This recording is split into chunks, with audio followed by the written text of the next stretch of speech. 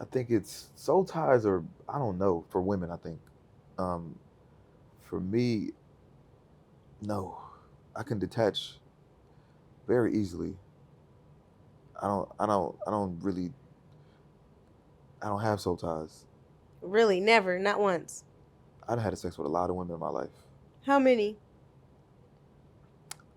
If I was to guess, over 250, 300. I stopped counting like 200.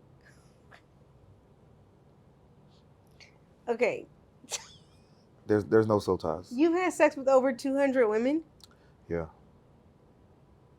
and you have no soul ties. Nope. How? How not? How not? Jonathan, wait, okay. So you mean to tell me, out of all these women that you have had sex with, you can detach yourself from every single one of them? Because sex was such a very integrated experience. So how can you? If you make it that Are you way, doing that on purpose? no, no. But if I go into a situation where, I guess it's the thought. If you go into it with, like I want to have this connection with this person, Okay. then maybe. But women, someone is entering your body. Yes. Receiving. You're receiving. I'm giving. I'm giving off. So you're taking this. That's why women have soul ties. I believe.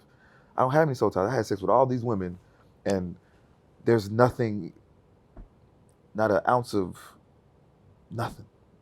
Wow. That's actually profound, but that does make sense because you're giving. I can have sex So with a it's like thousand more. it's easier for you to detach because you're not receiving, I would say, yeah. because you're also exiting. Yep, very quickly. Okay, so we are back for another amazing episode of Finding Your Niche with Neish. I have somebody I'm like super. I know I say this with every guest, but like, I don't know. Am I equally excited? I'm very, very excited for this particular guest today. Finessers Only Club, Rich and Unemployed, Jonathan Dupiton. Thank you so much for coming on the show today.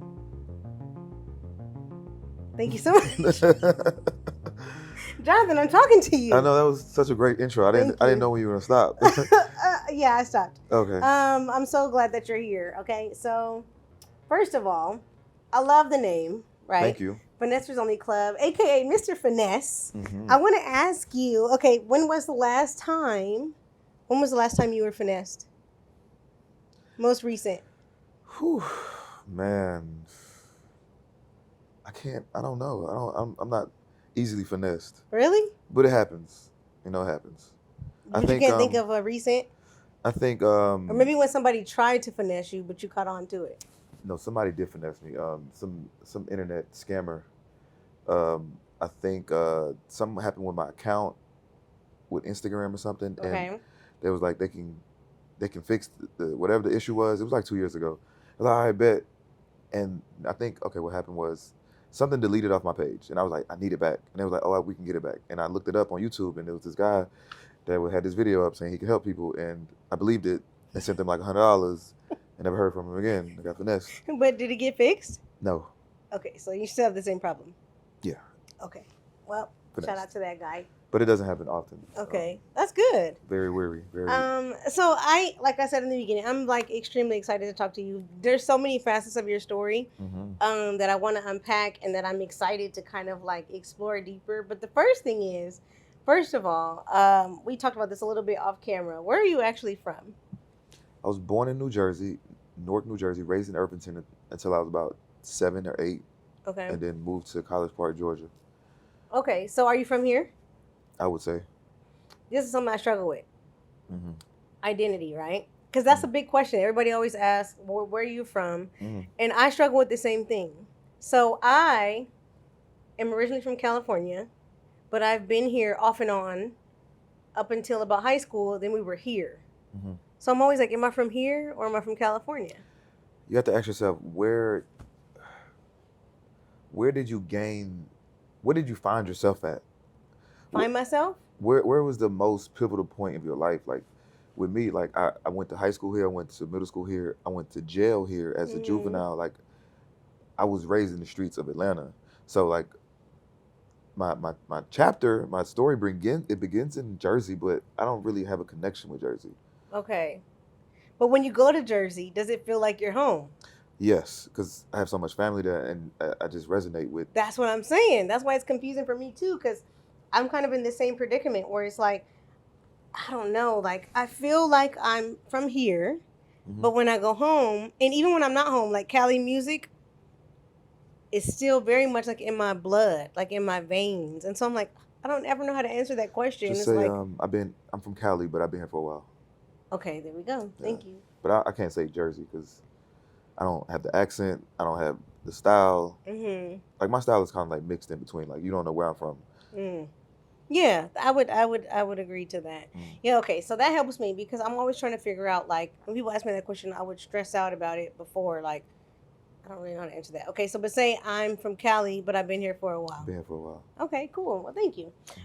So let's talk about your story a little bit and kind of some of the biggest chapters, I would say, of your life.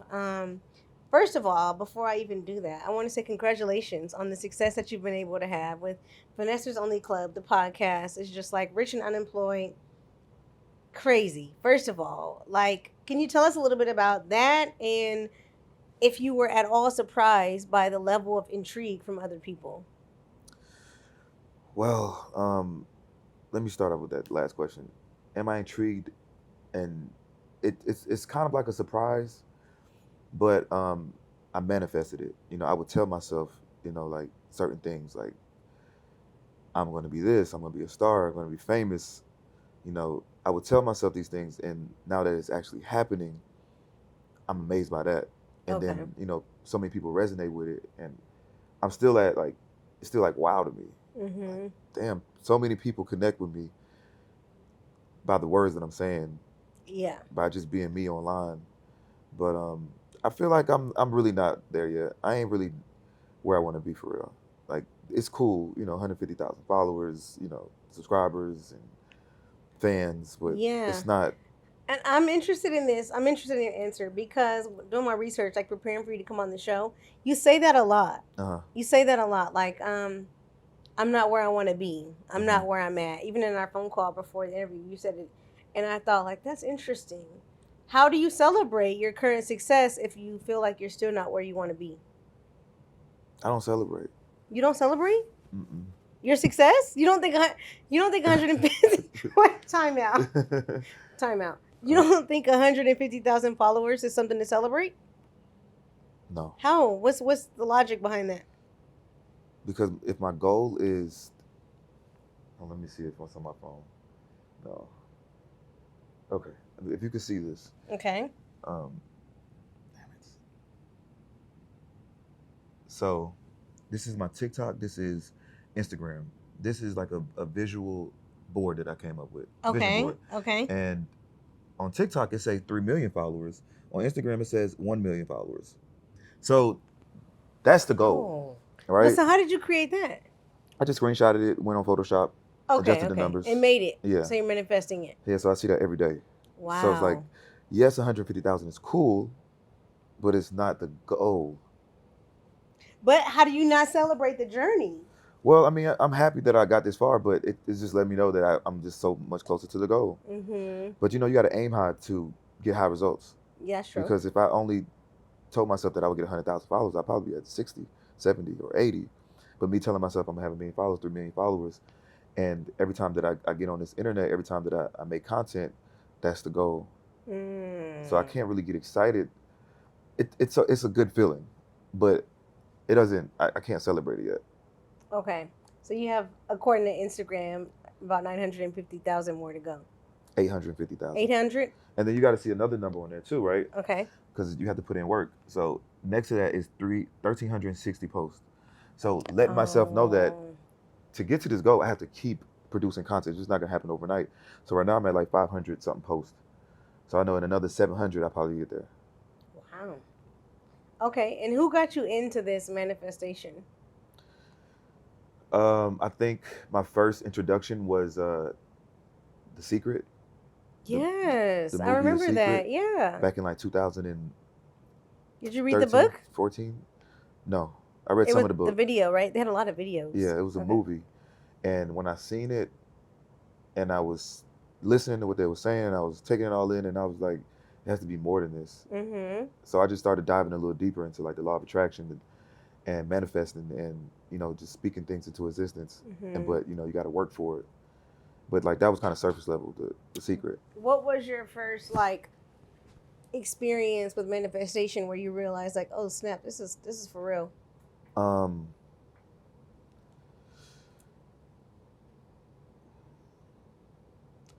it's really hard because I would manifest very like little things in life. Like I would just it'd be like very little things, and Like what?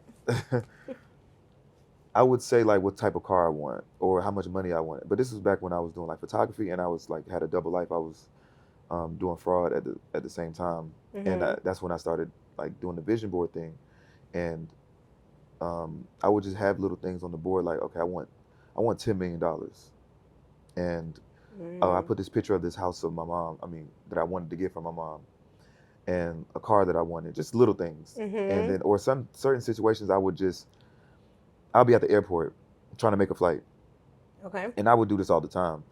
I would like I was flying on companion pass. I would Mm-hmm. sit there, and sometimes I wouldn't be able to make the flight, or it wouldn't be a chance for me to make the flight. I would sit there, meditate, and visualize me getting on this plane, getting to my destination, and by the grace of God, I'm telling you, it would be no chance. One time I was in Virgin Islands, and it's like a list on the Delta thing, Mm-hmm. and it's like they'll show you where you at on the list. I was like number 20, and they had -2 seats left, and I had to make it back. I said, you know what? I'm gonna make this flight. I just sat and meditated for like 10 minutes. Jonathan Dupiton. And I never question it. I never be like, wow, I just believe it. You just gotta believe. So I had this one incident That's and or you got one on the plane. I always I'll get on the plane. Sometimes if it's not meant for me, it's not meant for me. You out here manifesting, standby, going through. I manifest everything. Wow. Everything. But there's one situation where my homeboy came to my house and he seen my vision board. He seen the $10 million on my board. He was like, "What's that?" And I was like, "Oh, that's the goal I'm trying to reach." He's like, "When? How you gonna get that?" I was like, "I'm trying to get it in 5 years." He was like, "No, you can't get that." And I was like, "Why?" He was like, Mm. "Well, how? How you gonna get that?" And I was like, "That's the goal. I don't know, but I have a goal." I was like, "So what's Yeah. your goal?" He was like, "Shit, 5 years, like 50,000." I was like, "You know what? You'll touch that 50,000 because you believe that you can touch 50,000. Mm. My belief is that I can touch $10 million. I didn't even reach $10 million. I reached a few million, a couple million. It wasn't 10. I got cut short because I went to prison, but it was the goal that I had. People set themselves short by reaching small. Yeah. Yeah, And low. very low. I actually want to unpack that a little bit. Do you think do you what are your thoughts about our culture and manifestation and having that, like what you're talking about, like self-belief, believing in what's possible? Hmm. How would you kind of explain that? Is that a thing that's still happening, or do you think more Black people are starting to realize their power and their thoughts? It's slowly becoming of a thing, but we're so distracted, Mm. and it's hard to speak about those things because it's like it's unreal. How can I speak? How can I make this thing real? Like our parents, it was just go to work and have a job, and it wasn't like living this extravagant life and not living above what we thought was possible. And it's like now more people are speaking about it, and it's becoming like something cool. And it's Mm-hmm. like, okay, when people listen to me and I speak about it, and I'm this cool kid, oh, let me dive deeper into it. So like I try to put an emphasis on that, but still giving them like entertainment as Mm-hmm. well, because I try to slide the real in, but still give them the bullshit on the side because I know what entertains people. But Right. it's still something that needs to be addressed. Like Right. people need to like speak on it more. What has been the most? I agree with everything you're saying. Kind of like that element of edutainment. so to Yeah. speak. But what have you seen to be the most like, oh my God, I can't believe this actually happened, and I'm looking at it from manifestation. This, this me right now. Me This going, current version of you. yeah. Me going to prison. Me sitting in my cell, having visions of what I wanted to be, what I was going to do, and being in this moment and living it. Because I think me sitting there, it put me at a standstill where I could really dive into like my thoughts and like what powers I really possessed for real. Mm-hmm. If I could have these thoughts, if I could do this with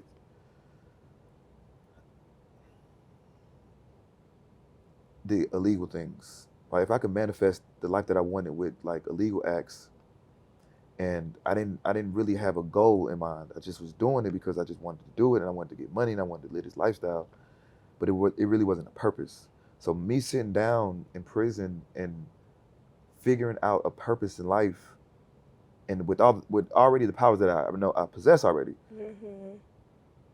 I can make anything possible. So like my goal was to build a brand. I used to envision like to hire me, like what it would look like. Mm-hmm. How is this person? How much money are they making? Like what type of life they really living? How do they look? How do they dress? And me doing it. Yeah. Wow.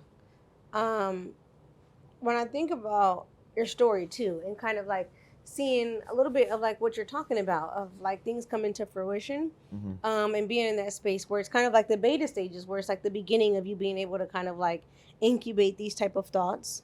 Obviously, they came a lot because you had a lot of time on your hands when you were in prison, and that was one of the like most fascinating things I kind of that resonated with me with your story, is because my mom spent 4 years in prison for check fraud, for money fraud. So I kind of want to dissect that a little bit about the idea of what happens when you're incarcerated, and how you can change as a result of being incarcerated or not, because a lot of people don't change. I heard that I was talking to somebody once, and they said when they were in prison, they didn't get rehabilitated. They actually learned how to be a better criminal. Was that your experience as well? Really? That was the goal. To be a better criminal? Mm-hmm. My mom is the one who told me that. She's like, in prison, you literally learn the ins and outs of how to be a better criminal. She went to federal prison? Yes. Yeah, so you have two different situations when it comes to state prison and federal prison. Because federal prison, you're around, depending on what you went in there for, you're around, I would say, low-level criminals. People that, so drugs, people that committed violent crimes. Federal prison, you're around high-level entrepreneurs. Yep. Like go-getters, people that was really trying to get it in life, and they just, stumbled along the way. And like for me, I didn't have enough time. From the moment I got locked up, I started creating this formula in my head, like, okay, I got caught like this, but I won't get caught again. I'm gonna do it this way. I started fixing the pieces that was missing in my path to success. Like, okay, I did this wrong. I did this wrong. Okay, this is how I'm gonna take the 2 million that I made the first time. I'm gonna turn it to 20 million. I'm gonna make 10 million this next time. And then you're around other criminals that think the same way. There's nobody in prison. I didn't meet too many people that was just in prison like, I'm gonna change my life. Right. It was the people that they was on their second or third bid, and it was like, man, I'm getting out. I ain't doing this shit no more.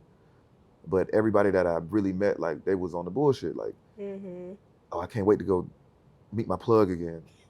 Oh, damn, like learning. We was in there basically like having meetings on like different ways to make some money. Yes. And it took for me to get set back. In what way? So like I was sentenced to 45 months, and out of that 45 months, I only really had like 37 months to do. And then I had to go through a drug program, which would give me a year off, which would knock it down to 24 months of a sentence. And then I would get a year of halfway house. So basically I was gonna do about a year and some change in prison, and then I'll be released to the halfway house. Okay. So it wasn't enough time for me to rehabilitate. It was just enough time for me to just figure out a plan to get richer. So as I was in this program, I ended up losing. I ended up getting kicked out of the program. How do you do that? Long story short, I was in visitation playing with my girlfriend. And if you go look back at my other interview, I explained it. But I was caught, sat in the hole for 30 days, which I still was coming up with a plan. Even me being in the hole for 30 days, I even had more focus because I had no distractions. I'm sitting there writing in a notebook like, okay, this is my plan. I'm writing it out. Like I have the plan in my head and it's gonna work. And then me being kicked out the program, I had to do another year in prison. Here I am, I'm 4 months to the door, ready to go execute. And then I get set back a year and I was like, damn, this is me like understanding the universe. Things happen for a reason. And it's for you to understand why it happened and for you to take the lesson and learn from it. So that lesson that I learned was maybe I shouldn't get out and start doing the same shit I got in here for. Maybe I should do something else. Yeah. And so what I started doing was I started taking classes. I started being around other like high level people that just knew other avenues of making money. Like I started learning about real estate. I started learning about Forex. I started learning about crypto. Well, not crypto. I started learning about trading, just different things, credit, business credit. And I was like, damn, like I can really get out here and do this. And I can really actually teach people these things that I'm learning. And I started really working on the brand. I really started, at first I had the brand. How did you know to work on how did you even know that? Like work on the brand while you were in prison? Like, is that a thing? Like, how did you know that? Well, my story, like I was pretty known on the South Side. Okay. In Clayton County. And when I got locked up, everybody knew the story. Okay. And I was such a mystery to people because they didn't know like how I was getting money, but they knew I was getting money.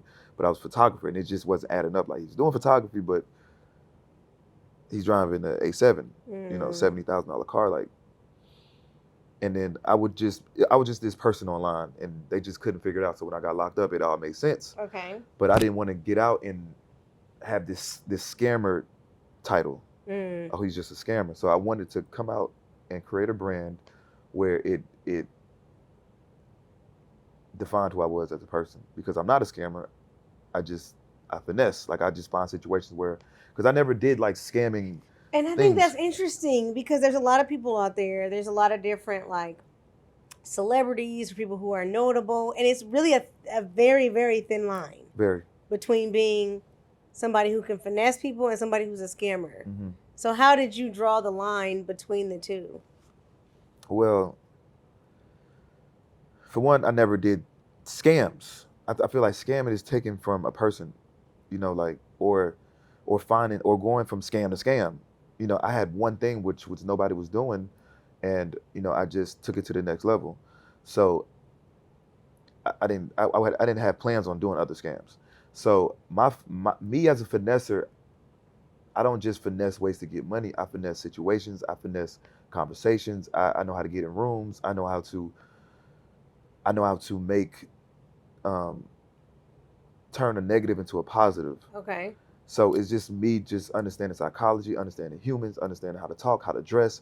So many facets. I just understand it, and that's just me finessing because it's a way of thinking. Okay, so then let's backtrack a little bit. So if we were to backtrack, how would you actually describe the definition of what it means to finesse?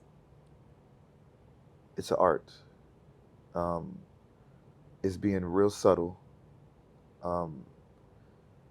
It's not about conning people. It's not about getting over on people. It's just about getting to the next level in life and knowing how to work your strengths and understanding your weaknesses, using your strengths to the best of your abilities, understanding your weaknesses, improving on them. It's a way of life. And I started reading 48 Laws of Power. I started reading Art of Seduction. I understand it's in history. People used not just finessing, it wasn't a word probably then, but seduction. Yeah. right? They Yes. or when you was in the lower ranks trying to work along the king, how did you work your way up the ladder? How did you become a general? By being honorable, by showing your strengths, Yeah. or manipulating people. It can go both ways, but I understood that. I understand that clearly. Yeah.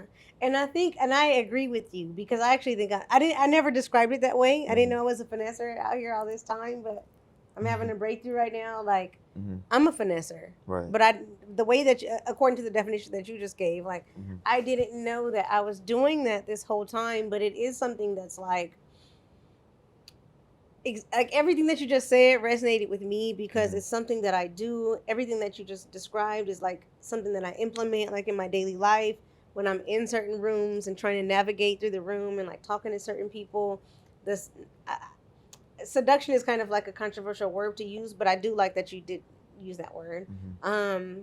And just being clever and smart and wise and witty and charismatic, like it's a whole lot. Do you think it's something that you can learn, or do you think it's just something that you have to be born with to be No, able to be a you could learn finesser? it. You You could can learn it. you could definitely learn it.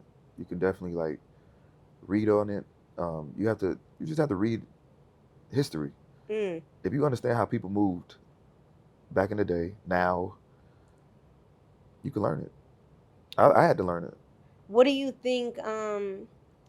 What would you say is like the most important room that you were able to get in as a result of being a finesser? All of them. All of them. Yeah, all of the rooms that I've been in the last year was because of me learning like how to finesse. I didn't. Okay, so if somebody's watching this and they're like, "Oh my God, Finesser 101, I want to learn," Hmm. what's the first step in becoming a finesser? Well, you gotta understand who you are. You gotta understand what people like about you, what what people dislike about you. Um, I understand. Like, okay, so like for instance, the way that I dress in certain situations. Okay. So I went to a conference, and it was last year. I wore this Louis coat, this trench coat, very distinctable. Um, and I had like this fedora hat, and then I had this vest with the matching pants, a white shirt. So I just stood out. Okay. And this is before I was, the podcast was blowing up. But I understood that people will remember me, or um, people will come up to me and tell me like, "Yo, you fresh, or you clean," or they would Mm-hmm. compliment me. I walked up to Grant Cardone. First thing he was like, "Damn, you fly as hell, man. You fly as hell." He said, "You need to keep that up." And I know to use that situation when I meet him again, Yep. he'll never forget that. I could show him the picture, like, "Hey, man, remember I met you?" And I reached out to him after that. I'm like, "Yo, can you get on my podcast?" And I just wasn't as confident as in my podcast, so Mm-hmm. I didn't use that tool. But learning how to dress, learning what to wear in certain situations, when to not overdo it, when to overdo it. For another instance, I went to an event last week. I went to a masquerade ball, and I only had a day to prepare, and I knew that I wanted to go in there and stand out. Any those situations I live for. Yeah. I live Yeah. for the situations to stand out in these moments.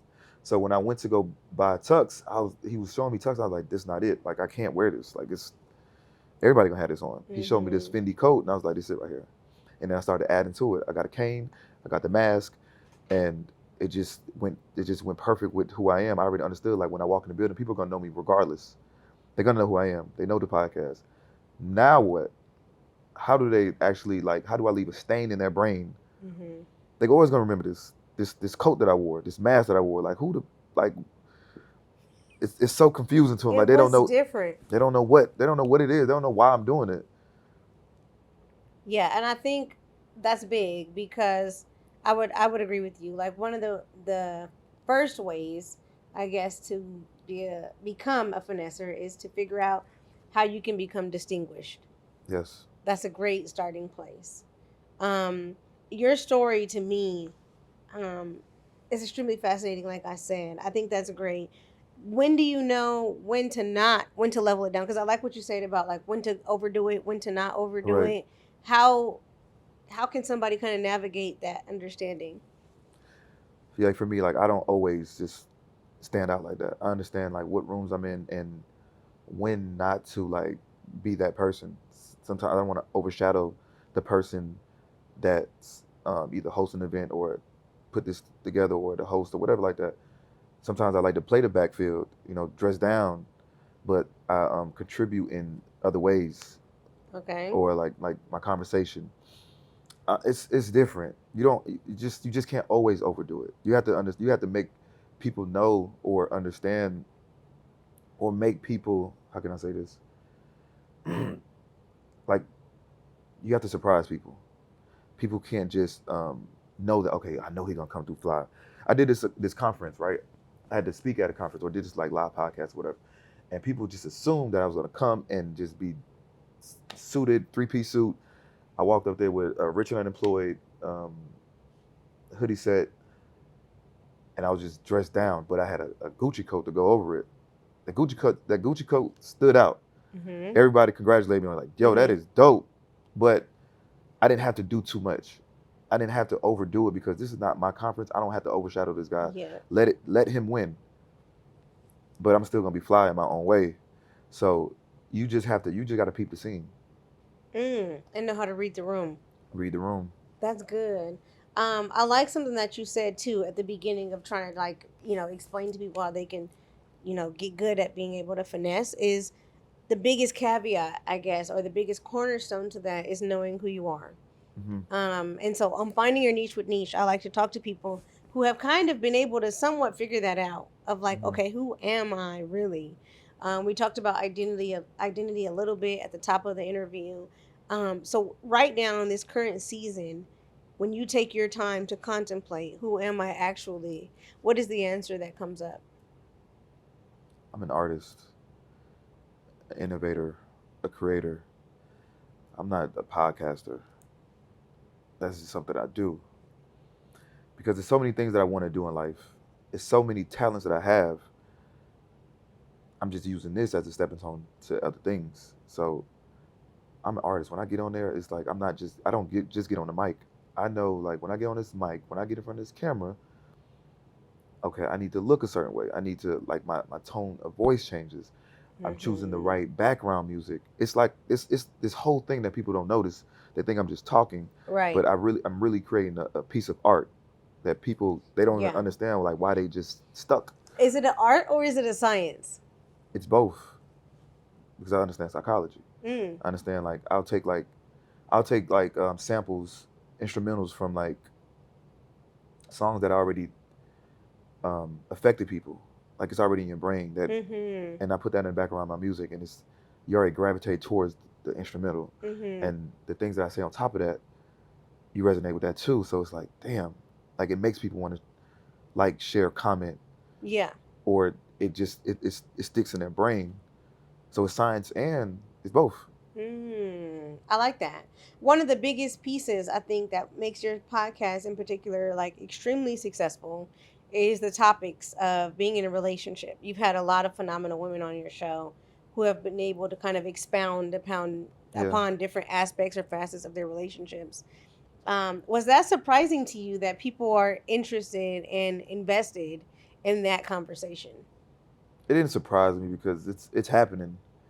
I guess my style, um, I just let women talk, and I will say I had a friend of mine, and when I was telling him I was doing this interview with you, he said, "Oh my God, I like him. I watched a couple of his content, and one thing I did notice about his interviews is that he lets people speak." mhm, So I think that's very interesting right now that you're saying that because that was one of the like key things that he had pointed out to me that he had noticed, and so mhm, I'm curious to know if other people noticed that too. Of like, you actually let people talk, you give women the space, mhm. so to speak, in the margin to be able to express themselves in ways that they may not otherwise have.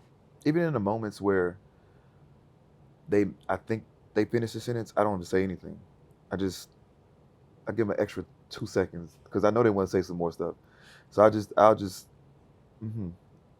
and then just rip some more, another 5-10 minutes, because me cutting them off and asking them a question, I feel like it's so much more they have to say, and that's why I get so much good content from the interviews that I do, because I let people get out exactly what they want to say, and then when I feel like okay, it's enough, I move on. Yeah. But I'm a really good listener. What have you, what would you say you've learned most about women with having some of the women on your show? Women want to be heard. They want to be heard. They want someone to listen. I think people in general, but women want to talk to men. They want to be around masculine energy, and I want to be around feminine energy, and us exchanging energy. If it just means just sitting there listening and being an ear, or just being a vibe or energy, us drinking wine, us like it's kind of like date night. We just sitting there talking, me and Yeah. them, and you get to let it all out. And I feel like women just, and I guess I'm something nice to look at, like so. I understand that when I'm talking to women, and I know how to like dress the best. I know what to look like. So as I'm staring at you, engaging in your eyes, like you'll tell me everything. But it's just another form of seduction. Yeah. But I feel like a lot of women, I ain't gonna say a lot of them, but I would say women, they kind of like, I won't say they fall in love with me, but they don't know it. It's just they can't even put a finger on it. Is it like a trance? Yes. Like you put people through a trance when they come on your show? Yeah. Yes. And that's part of the finesse tactic? No. I never even I never planned that. That was just something I just started noticing. But I would do that on dates though. Like when I go on dates, I do the same thing. Yeah. But I started noticing that like women really kind of cling to me after these interviews. Wow. When it doesn't have to be anything sexual. We become friends, like like it's something unexplainable. Yeah. Can it be explained on the exclusive content that people can subscribe to? Yeah. Okay. Well. Well, I think I make women very, very comfortable. Okay. And I get that, okay, like Mott, right? When I said she loves me, right? Mm-hmm. She's just like, this is what people tell me, like, or someone told me. She's like, he just has this sexual aura around him. And I understand how to treat women, how to court women, and it's just me being a nice guy.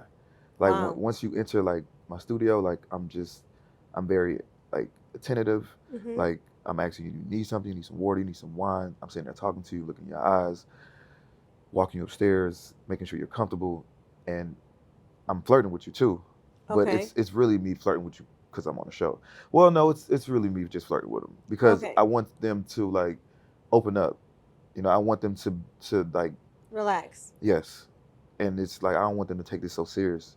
Like I want them to Yes. laugh, and I want them to kind of like, Yeah. damn, does he like me? Like, what is he doing? Right. And it's like the Mystique. yes, and they don't. It's confusing to them, Right. and so like they're trying to figure out, okay, what is it? And they want to figure out more Mm-hmm. about me after the interview. Yeah. Right? I agree. I have the same thing. It's like it's almost like I have the same thing but reverse. I have the same thing with other people who come on the show. It's almost like an unspoken power, Mm-hmm. so to speak, where it's just kind of like when you get in the zone, it's like it's very natural, it's very innate, and it's because I get that a lot. Like people say I'm very warm. Mm-hmm. That's how they would kind of describe like my interview style, my personality. It's just very warm. So I can definitely like relate to what you're saying about when people come on. And I think that's even something to speak to of like giving people the space and the platform, which I think is so fascinating about podcasting. Is because ultimately it's a podcast, but what it does is it gives people a voice who maybe not have one otherwise in their regular lifestyle. Can you speak to that? Like being able to give Black women a voice. I did want to give you some more exclusive content. You did what? I did want to give you some more exclusive content, right? Okay. So it was this one situation where I had an interview with this woman, and after the interview, we talked for a few hours after the. No, let me tell you. Let me rewind. So this particular lady, I met on Instagram, and it wasn't nothing. Like we were just having a conversation through the Okay. DMs, and I could feel like she was real aggressive, and she just kind of gave me her number in the midst of the conversation. I was like, "Hey, listen, I don't want anything serious. I have, things going on. I have women. Like, I'm not trying to take a date with you." She was like, "What are you talking about?" I was just giving you my number because, we was having a good conversation. I was like, "Okay, whatever." Mm-hmm. So, I didn't, she called me. I never picked up. Like, I never answered the phone. I might have had one conversation with her, but didn't pick up the phone On because, purpose? yeah. Well, yes, but I just never had the time to actually just sit there and talk to her. Okay. So, months go by, and maybe 5, 6 months go by, Mm-hmm. maybe 4 or 5 months, and we were going back and forth in the DMs about a post that I made about a woman that was just on my show, and she ended up calling me, and I did answer this time. So we sitting there talking about an hour, and I was like, you know what, maybe you should just come on the show. And this was me. I haven't had a conversation with this lady for months. Okay. And in between that conversation and our interview, I really didn't have much conversation for her. So she came to Atlanta, and I was like, "Hey, let's go to dinner before we have the interview, because I just need to catch a vibe with you so I can know like where to take this interview." And she's like, "Cool." So I got there first. I told valet like, "Hey, listen, this lady's pulling up. She has this card. I paid for it." I told the host like, "This person is coming. This is what she's wearing." We had like, I was on house arrest at the time, so we only ate for 30 minutes, and we had the interview. After the interview, we had a conversation, maybe 2 hours long. We talked to like 4 or 5 in the morning, and her drive was like a 45-minute drive to her house. So we was already drinking wine, smoking hookah. I was like, "You don't have to leave. You can stay." And she ended up spending the night. I didn't touch her. Well, not like I didn't have sex with her. Like that was a thought, but I understand like me having sex with her. Like it's so I let her sleep next to me and kind of spooned her. Okay. And she took it as, I wanted her, like from the But did you? Mm-mm. So you can spoon and not go any further than that? Yeah. Now, from the beginning, though, she was like, "Well, you was just being such a gentleman and being like this guy. Like I said, what did I do?" She's like, "Well, you paid for valet for me. You told the hosts about we had this amazing dinner." I said, "We had dinner for 30 minutes on drunk wine." Like to me, it wasn't nothing, but to her, it was everything. It's because it was unknown, and she couldn't I didn't tell her nothing, but she was just watching my actions. Like, okay, maybe this guy do want me. Maybe okay, now you have me at your house sitting for 2 or 3 hours after the interview, and oh, you want me? Oh, I can spend the night. Oh, you holding my hand while we were sleeping, but okay, you're a woman spending the night at my house. I have self control. I can control like my urges, and I understand like if once I cross that line with women don't want to let me go. So I can be a friend to you, and that's all I wanted from her. Like she's really cool as a person, but I just didn't like her in that. She was just too strong of a woman, too much of an alpha. Yeah, too much masculine energy. Too much, and I didn't like it, and I felt like she was gonna come in my life and trying to dictate certain things or make me do things that I don't do for women. Like I'm a real closed off person. Sometimes I can like you one day and not talk to you for 4 days. Wow. Not meaning I don't like you, but now fast forward, we end up having sex. How much forward is this? A couple weeks. Weeks. Okay, fast forward a couple weeks. Okay. Because it was just. So wait, why did you succumb to that? Because she was. Too strong? Yes, she kept like making the moves. Like, "Hey, I'm coming back in Atlanta. Can I stay at your house?" Because. Okay.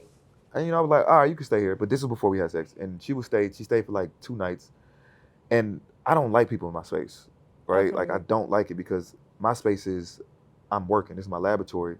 Like when I feel other people's energy, it kind of takes me off my focus. Yeah. I have to like have conversation, which I just can't sit there in my peace and quiet and work. It's like I got to entertain you in some way. Right, because you're there. And I didn't like it. And I think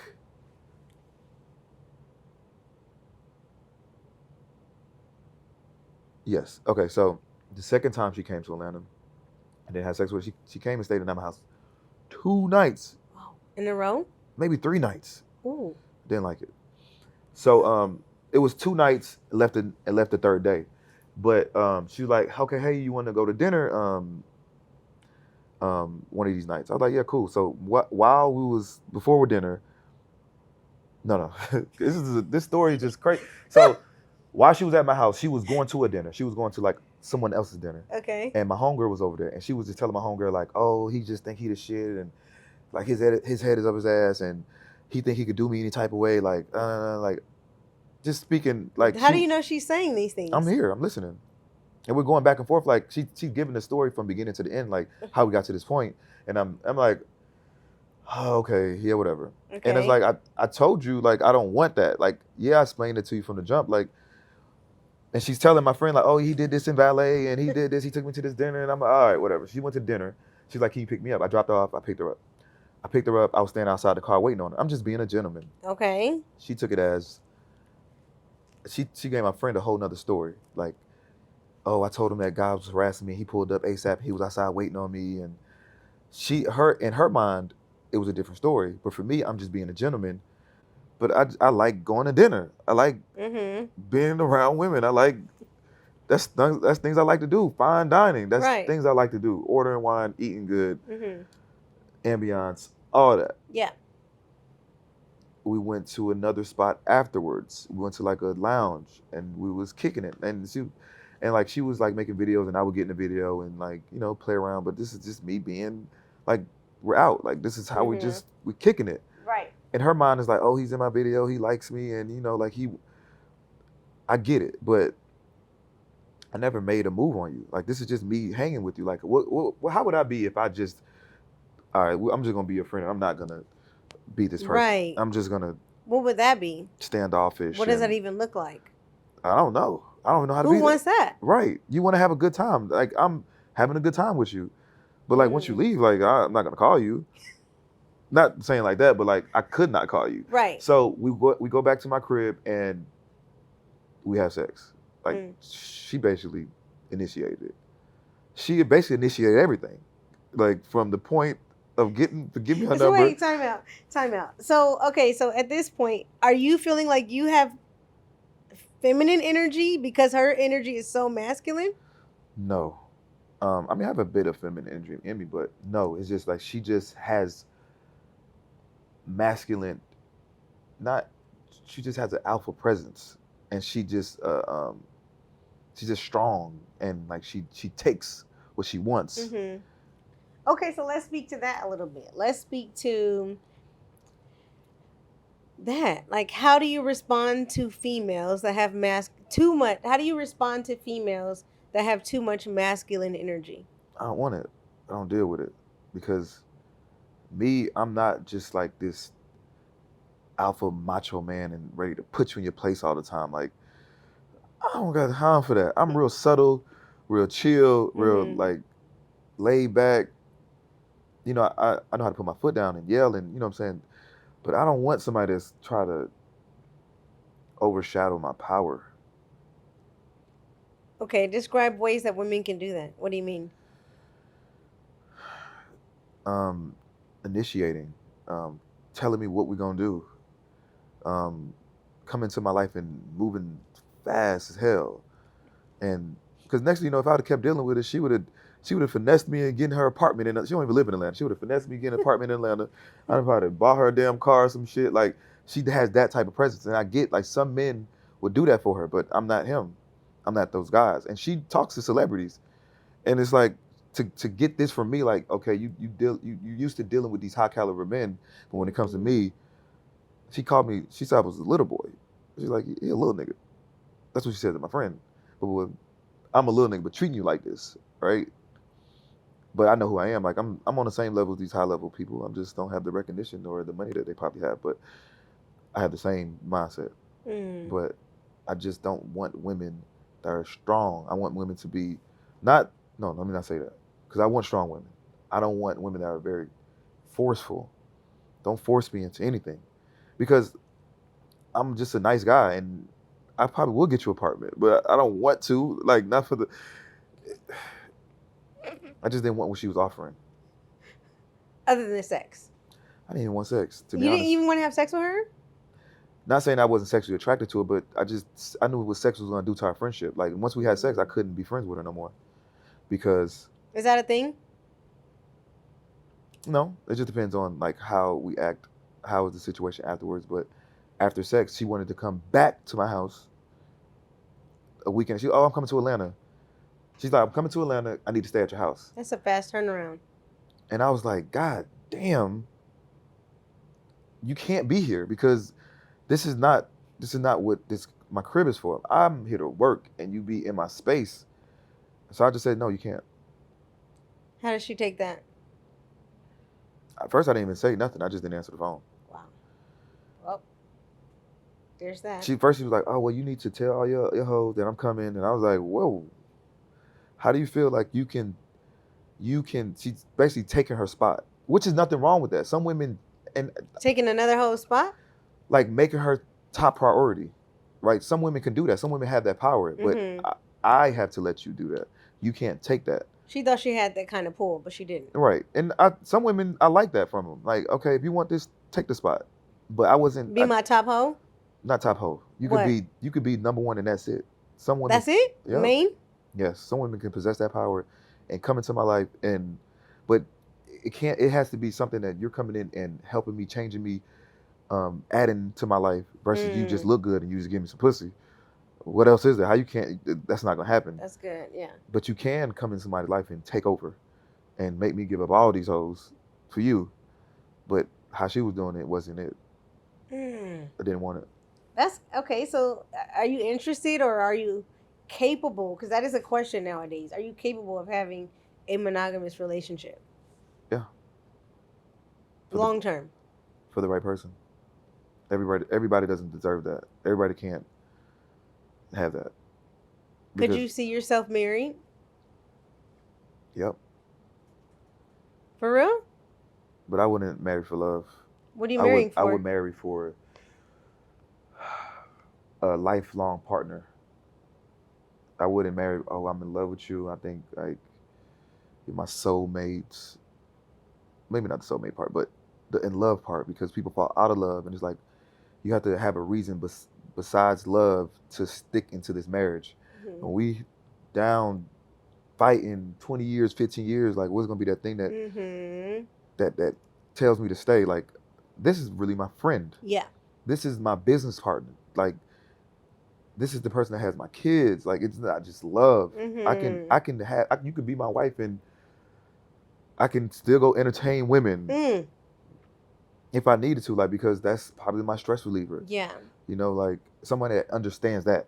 Because if you don't understand a man, like, you need to understand that a man is going to have sex with other than you at some point in his life. But it's going to be a situation where I can't speak for every man, but for me, I know it's going to be a situation where I'm going to have to feed my ego, feed my confidence, bring me back to life, because that's what women do. You know, like, you might not be the person for that. You do other things for me in my life, but you probably can't do that. Okay, so let's give a scenario then. So you're saying, okay, you've been married, let's say 7 years now. Faithful, monogamous. At some point, you feel like you're going to have the urgency to have sex with someone else, and that need needs to be met. Yes. For real? Why? Because if you have a need, it's certain urges that you just have to act upon on, because it's going to affect other areas in your life. You might be angry, you don't know why. You might be taking out on your wife, and you don't know why. I know people that cheat on their wife and they come back home happy as hell, and the wife don't even know why they're smiling. They're getting them through. I'm telling you. Jonathan. That's what it is. And it's like, okay, I've been married 7 years, and this woman that I have, she makes me happy, but it's something that's missing sometimes. Like, I don't think men are supposed to be with just one woman. Why? Because God made it that way. I need to talk to management. I need to talk to God. If God made it that way, he would have the same amount of women with the same amount of men. one and one. Like, why is there so many women? So do you think it's part of the experience? Is at one point the man has to cheat in order to? I wouldn't even call it cheating. What do you call it? I don't What know do you call it? I don't know what to call it, but who came up with the word cheating? Because the thing is, let's rewind. Marriage, like the concept of marriage, who came up with that? Okay. Who came up with marriage? Who came up with this? Like, where in history did it start happening? I feel like it's biblical. Biblical, but did the Bible come from the beginning of time? It's a little bit of both. You're saying it's a man written thing? Yes. Let's just think about our culture. Because people always like, you can't bring that up. But Africa, like before we were Europeanized, how were we as a people? What was our ways? How were women? How were men? How did men get women? How did your dad could have brought you to my doorstep? Take my daughter. Right. And then now I have 6 more of you. Okay, so at what point? In my past life, I was a king. You were? Yeah. Wow. I don't have a past life. I think you don't. I mean, it hasn't come to me yet where I'm like, oh, this happened to me before. I just feel it. Really? I just know it. I just know. I just don't think like this for no reason. I know, like, I carry myself this way because I know the energy, who I am, and who I possibly was, because we all have a past life. That's true. This is an interesting topic to me because I've been married for 14 years. And I can see what you're saying to a certain degree. But then the other side to me is like, because you mentioned, like, having sex with another female that you're not technically committed to. Can you speak to the idea of when you have sex with somebody, the aspect of soul ties, and have you experienced that? I think it's soul ties, or I don't know, for women. I think for me, no, I can detach very easily. I don't have soul ties. Really? Never? Not once? I've had sex with a lot of women in my life. How many? If I was to guess, over 250, 300. I stopped counting like 200. Okay. There's no soul ties. You've had sex with over 200 women? Yeah. And you have no soul ties? Nope. How? How not? How not? Jonathan, wait, okay. So you mean to tell me, out of all these women that you have had sex with, you can detach yourself from every single one of them? Because sex was such a very integrated experience. So how can you... If you make it that way... Are way... you doing that on purpose? No. But if I go into a situation where... I guess it's the thought. If you go into it with, like, I want to have this connection with this person... Okay. Then maybe. But women... someone is entering your body. Yes. Receiving. You're receiving. I'm giving off. So you're taking this. That's why women have soul ties, I believe. I don't have any soul ties. I had sex with all these women, and there's nothing, not an ounce of nothing. Wow. That's actually profound, but that does make sense because you're giving. I can have sex with 1,000 more. It's easier for you to detach because you're not receiving. I would say, yeah. Because you're also exiting. Yep, very quickly. I'm weak. Okay, so when it comes to women, though, staying on the vein of that topic, what are some of your most favorite things about women? I love everything about women. Everything. Everything. Wow. Everything about women. I love the voice. I love lips. I love looking in their eyes. I love how they get dressed. I love the makeup. I love breasts. I love ass. I love titties. I love toes. I love female energy. Just love it. And it's always been that way for you. Yeah. Even like it ain't gotta be sexual. Like when I'm around my cousins, my sisters, and like I enjoy being around them. I love it. Hmm. Wow. What is your least favorite thing about women? Whew. um,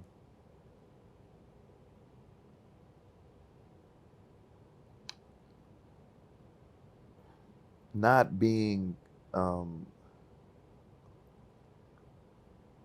being hard to please. Okay. And in what sense? You always want more. It's never enough. It's never enough. You can have the perfect guy in front of you, and just because one thing is wrong, they got to complain about it.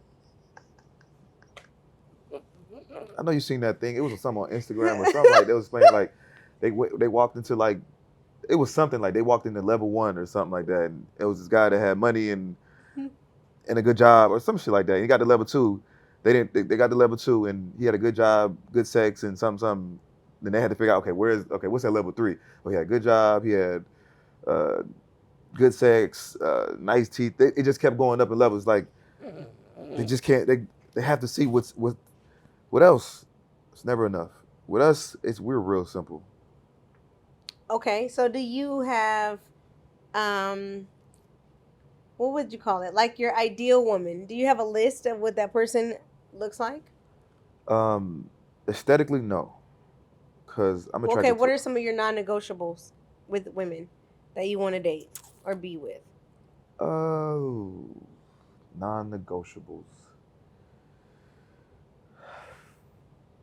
And should people have non-negotiables? I guess at some point Yeah, you need boundaries and you standards. said non-negotiables, kids.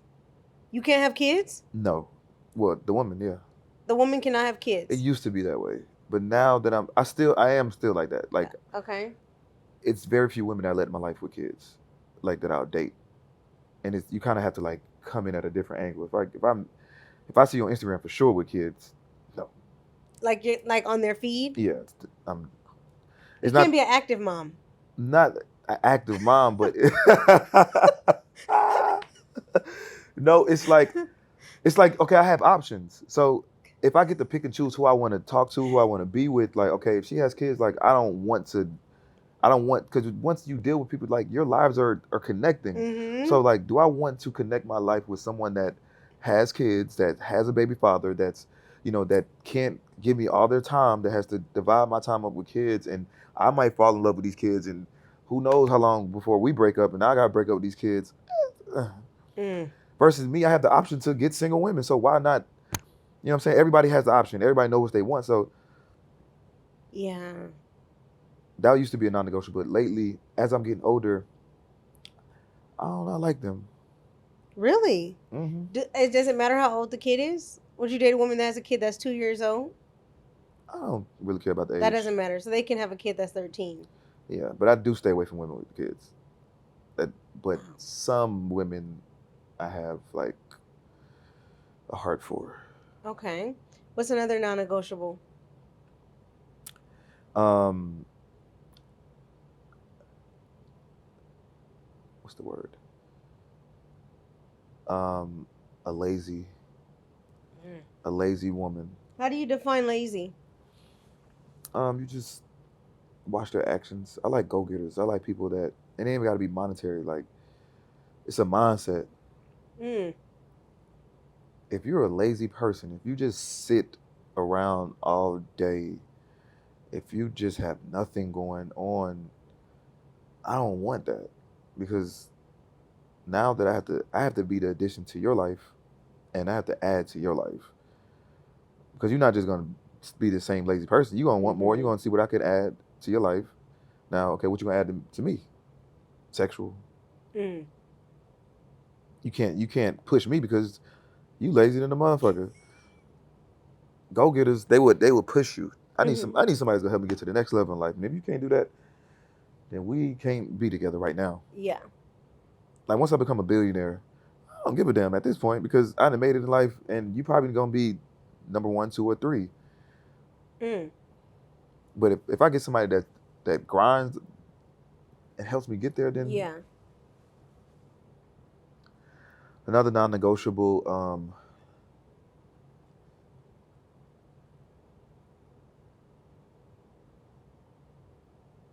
I don't know. Can she smoke cigarettes? Fuck no. Damn. I wouldn't even think about that. Hell no. Hell nah. Fuck no. Nah. That's something that people don't think about. I didn't think of that one, but that's like number one. There's no way you smoking cigarettes. There's no way you coming around me smelling like cigarette breath. Because they're out here. There Yeah. are people who definitely still smoke cigarettes. Fuck. They can smoke weed though. Okay, just not cigarettes. Yeah, they could do drugs. So they can do drugs. Okay. As we get ready to kind of wrap up, there's so many facets to your story. I like the part that you talked about kids, right? There's a situation in your life that you had, and you can expound on it if you want and explain it for me in detail if I have it wrong. But were you at one point with somebody who suffered a miscarriage or an abortion? What's the story behind that? Because you were once going to be at a point where you were going to have a child. Mm-hmm. Well, she was my ex-girlfriend, or girlfriend at the time, and she was a friend before we had relations. So I knew this girl since I was like 12 years old, and I always thought like she would be the one. And Okay. I just looked at her in that light, but I never made her move on it. And we had this type of surface friendship. Like we would never like have like deep conversations, or like we just didn't really know each other. It was just like this mysterious thing. And when I got out of prison, well, I was in a halfway house towards the end of it, like my last month, we started like, I don't know where it came from. We just started having those conversations about, like being together. Mm-hmm. And my first day at the halfway house, we just made it official. And I think with her, we moved really, really fast. And I had lost my mom while I was in prison, so I felt like it was a void missing in my life, and maybe a child would be that void. And also having a girlfriend as well, like, I needed some type of love. I needed like affection. I didn't get anybody to grieve with while I was in prison, so I guess like that was what I was looking for. And I think I didn't waste no time. I think we tried, like I went pulling out first day type of shit.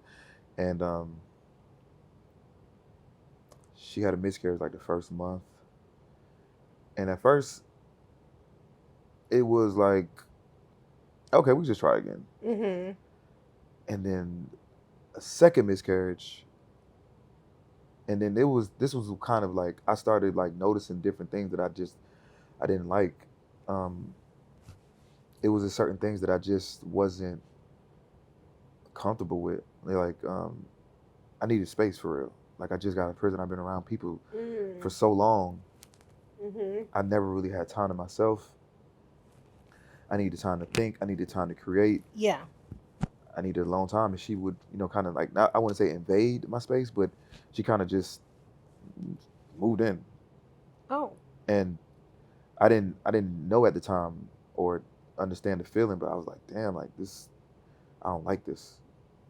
I don't like walking to my house and having anxiety, or having to like, entertain someone or give someone energy when like I need time to myself right now. I need to be alone. Yeah, you just got out. So after the second miscarriage, I just kind of detached from her, like on all levels.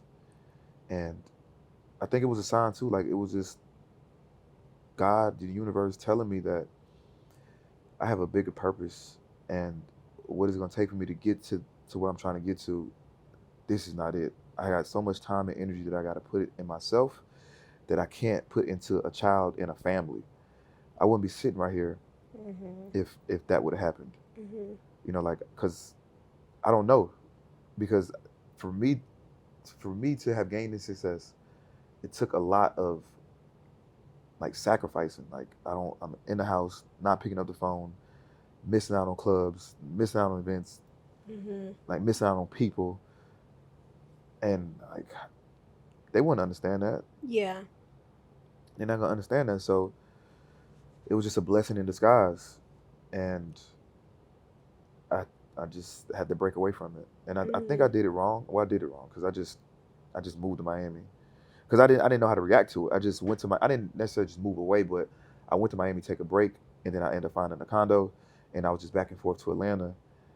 But we didn't have that conversation like to kind of like Yeah. break it off. And I think that's an interesting, I think that's kind of an interesting topic because obviously a lot of times when people think about the idea of having a miscarriage, a lot of the trauma Yeah. is on the female, the person who was actually pregnant. Can you speak to that? Like what kind of if there was any traumatic experiences that you kind of endeavored as a result of your ex-girlfriend having the miscarriage twice?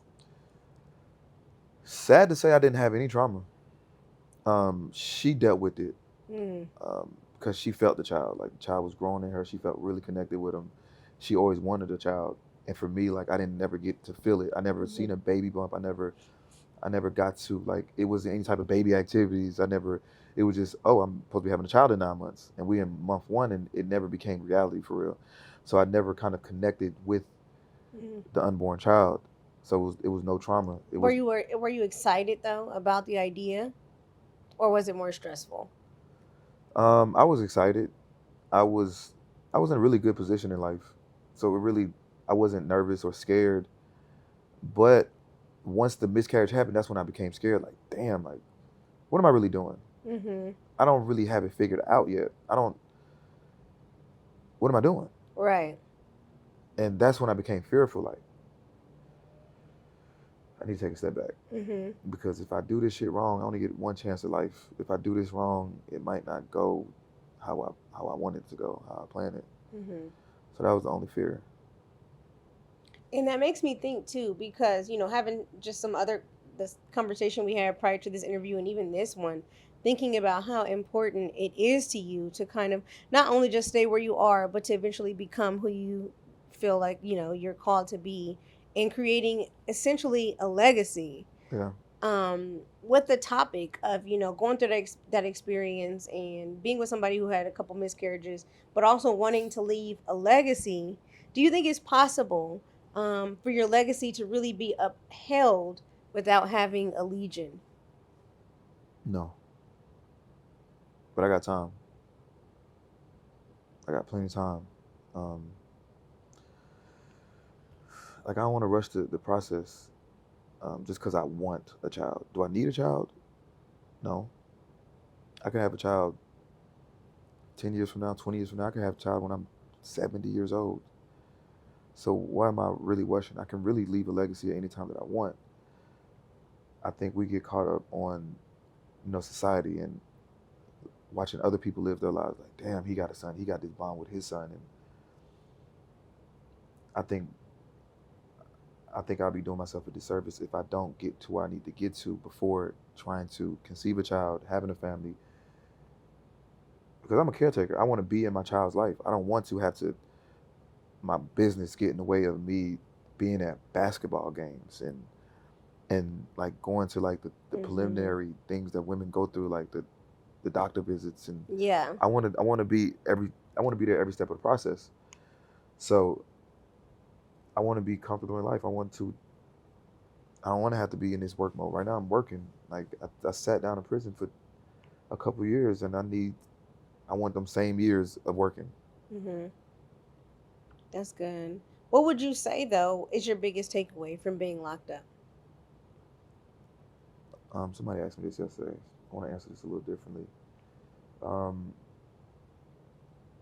Yesterday I said time, right? Understanding time, but I want to say understanding people because I was such an important person before I went to prison in Mm-hmm. people's lives. I helped so many people, and like out of sight, out of mind. Like when you're away, like people kind of forget about you, and I don't really hold any a grudge towards people. Mm-hmm. But I understand, like, when you're not doing for people, when you're not in their life, when you're not helping, when you're not um, in their face, you get people forget about you. And I have to understand that as I'm going through life, like all these people that I helped, some people crossed me, some people did Mm-hmm. me dirty, some people I didn't hear from, some people just people are people, and I Yeah. have to understand people, Yep. and I can't put uh, too much energy into people, too much commitment. I can't just. I just learned so much about people just being in prison. What did you learn about yourself? I learned that I'm just too nice of a person, too generous of a person, too. I was too open. I allow people to come in my space and do me wrong if they wanted to, and Mm. I'm aware of like who I am, like Mm-hmm. my power, like no, my space, and anybody just can't answer this. Even when it comes to women, like I miss out on a lot of women, and I don't care. I miss out on a lot of friendships, but I don't need all that because why do I need all these people around me for real? When it comes to women, like a lot of women like they want to be in my space and they want to like enter my world, Mm. but I understand like you entering my world requires me to be a part of your world, and who knows where that might go. Who knows? I might end up getting you pregnant, or you might. I don't have the energy for people. I don't want to give my energy to so many people. I don't want my energy within myself, and I spread it to who I want to give it to. So I understand who I was. Like I Mm-hmm. can't. Okay, if I'm this person, everybody can't have access to you. Mm. Mm. Everybody can't get a piece of you. And that's one of the big things that you're on right now. Yep. So like I don't pick up the phone sometimes. Wow. You gotta understand like I'm working. Mm. I can't chill. I can't be the one to hear what you're going through. I can't have these conversations, these meaningless conversations, because my time is very, very valuable, Mm-hmm. and I need to appreciate my time. You need to respect me and my time. You Yeah. need to respect what I'm doing because it's so much that comes with what I'm trying to accomplish, and Mm-hmm. you're gonna have to sacrifice people, things. I get it, Kobe Bryant, like Yeah. that mentality. I want to That be the Mamba best, mentality. and what does that Yeah. really take? What does it take for real? If I could be this person, like I was this person doing illegal shit, like I would like focus, like my focus is like laser focused. And I need to get back to that. Mm-hmm. I need to be that person. That same person that was finessing, trying to make an M on a laptop. I'm making an M on a laptop another way. Mm. That's good. And I think, speaking to that, like having that mindset back then of like, obviously becoming successful but doing the wrong thing. Um, are you ever tempted because the formula? You know the formula on how to get rich quick. Hmm. Are you ever tempted to go back to those ways? I used to. Um, yeah, I used to be. But I know where I can take it. I didn't, before then, I didn't have other examples in my life, like other millionaires around me. Mm-hmm.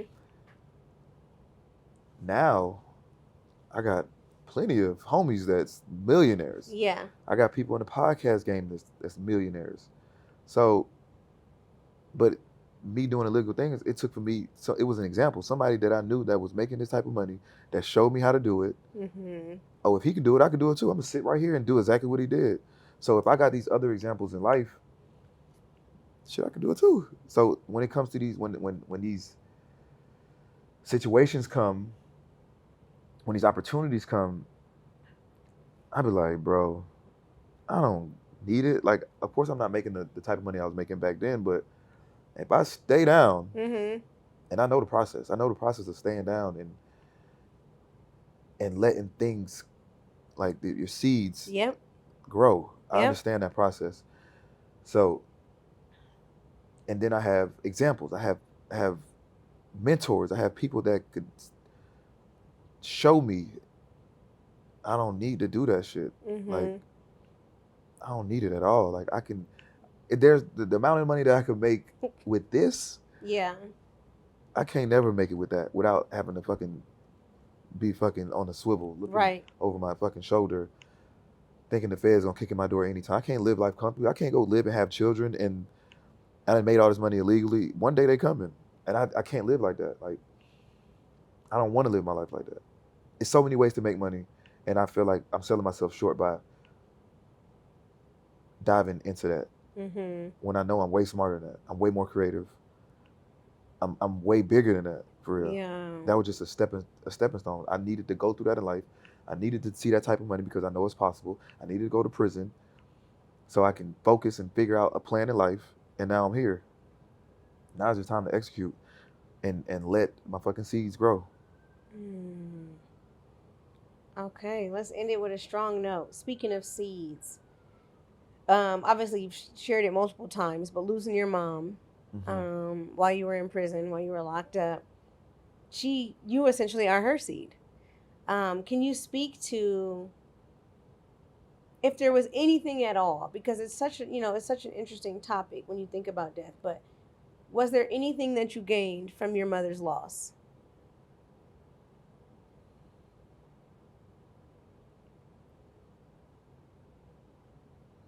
At first, I regretted because I didn't have any regrets before going to prison or during my time. But when I found out she was sick and she was dying, I regretted everything. But then I had to like take a look back, like, this is just life, and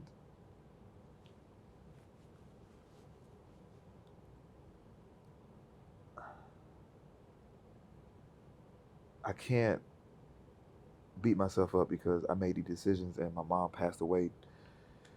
I got to continue, and my mom just my mom passing gave me the strength that I needed because I never really healed from it. Like, I never really talked.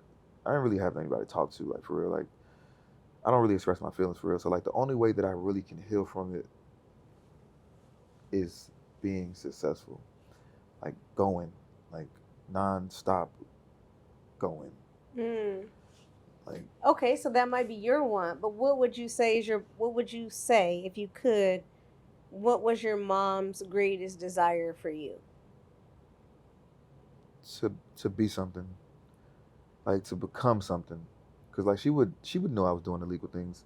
She would like she would be scared. You know what I'm Mm-hmm. saying? Like, just scared. Like, she'll see the type of money I bring in, and like, or drop her $20,000, and she'll be looking like you're going to jail. Like, I don't say that. She was like, "How can you like where does it come from?" Like, she was so scared of like the lifestyle I was living. She just wanted me to do something. She wanted me to go to school. She wanted me to go get like some type of like profession, and I know like she's happy for me now, Mm-hmm. right? Like, me leaving that life alone and me like doing this, she would be proud. Yeah. I have a couple of friends, even my husband included, but like people who have lost their parents, there's a lot of facets with that because it's like they have different dynamics of their relationships with their parents. Yeah. Is there anything, and I've always just kind of, been interested in this idea, but like, is there anything that like you wish you could have said to your mom that you didn't say? Or anything that you wish she could have known that you didn't get to express?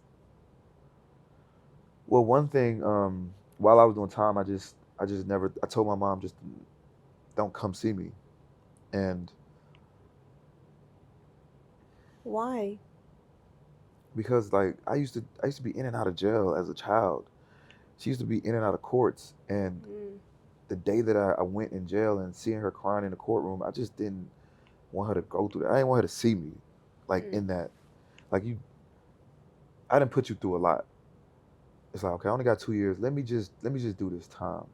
And I felt like that was the time where I could have, because I was before prison, I was just ripping and running. I never really got time to sit down and connect with my mom for real. Like I was just moving and neglecting her, basically neglecting our relationship.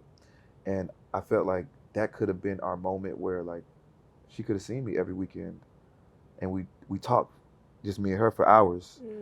And I always felt like I would get that back, like when I get out. You know, when I get out, you know, we could hang. But that could have been the time where I really connected with my mom for real. So would you say that that's a regret? Is that you thought you had time on your side by telling her that, and then in fact you didn't, and now you wish she would have visited you more? Yeah, yeah, yeah, yeah. Can't even, can't even.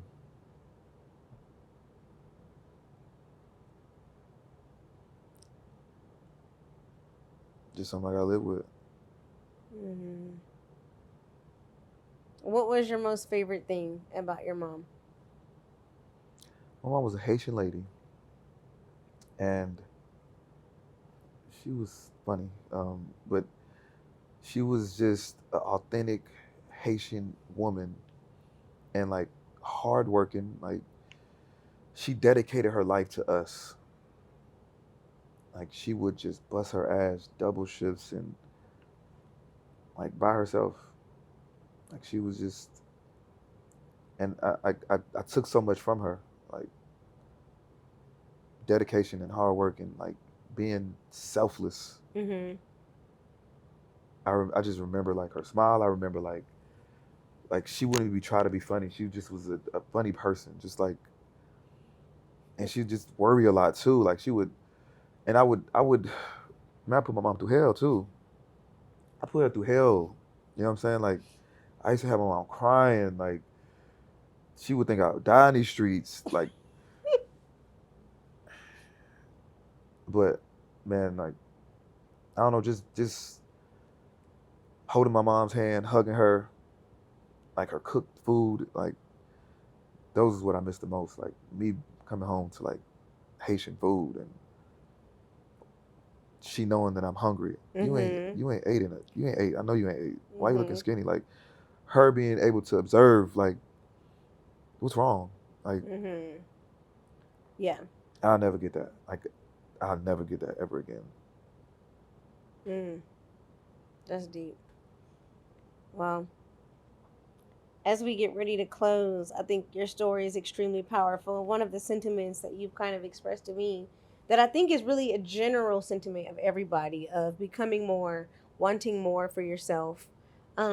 With the success and the accolades that you've been able to kind of obtain thus far, who is it, if people don't already know, that you want them to know about who it is that you are?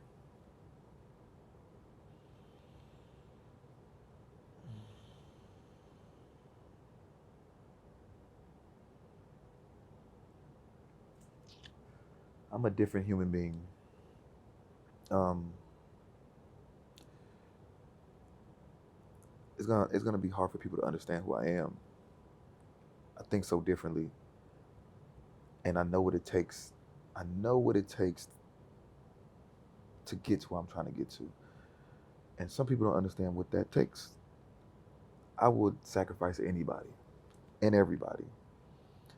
I am a person that's going to help a lot of people. I'm going to change the world in my own fashion. I'm going to leave a mark on this world, not just monetarily. I'm going to change lives. And that's what you want to be and who you're going to become? I'm going to be a motivation. I am a motivational speaker. I'm going to be a father. I'm going to be a husband. Semi faithful husband. Semi faithful husband. um,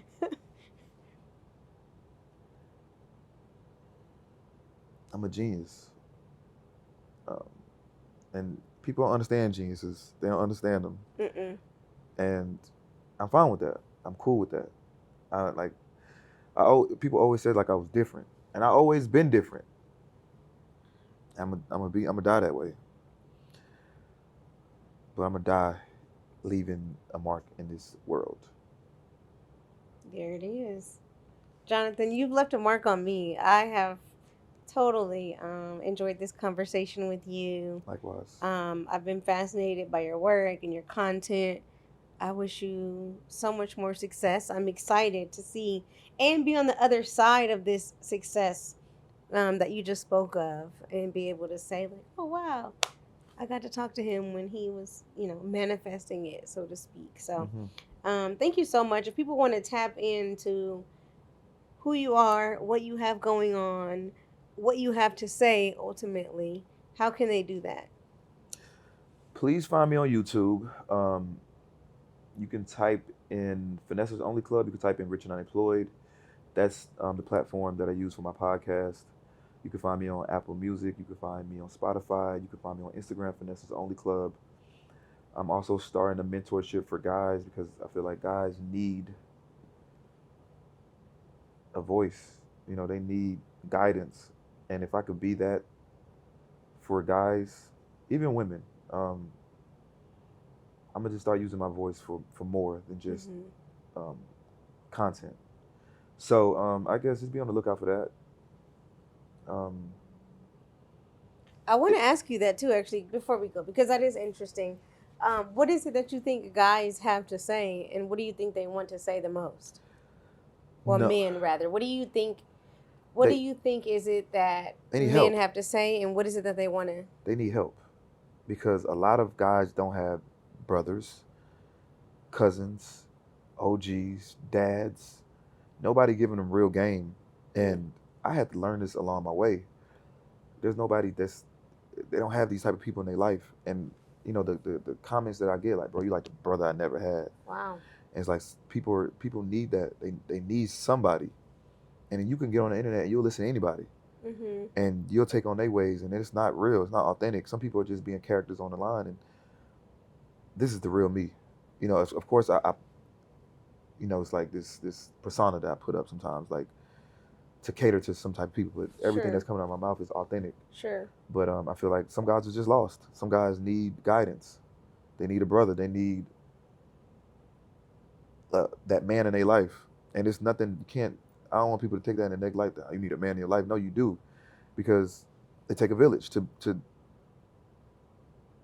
what's the saying? It takes a village To to build a raise the ship. children. Yeah, it takes a village. Like you need men around you. And while I was in prison, I was around all these different men, young guys, older guys. Like I listened. I listened to their stories. I took in everything they had to say because they lived here longer than me. They've been through shit. They did 10 years in prison. I don't want to do 10 years in prison. So how do I not do 10 years in prison? Listening to you. What Mm. should I not do? What should I do? How to be around women, not let women use you, because women are using guys. They using these niggas.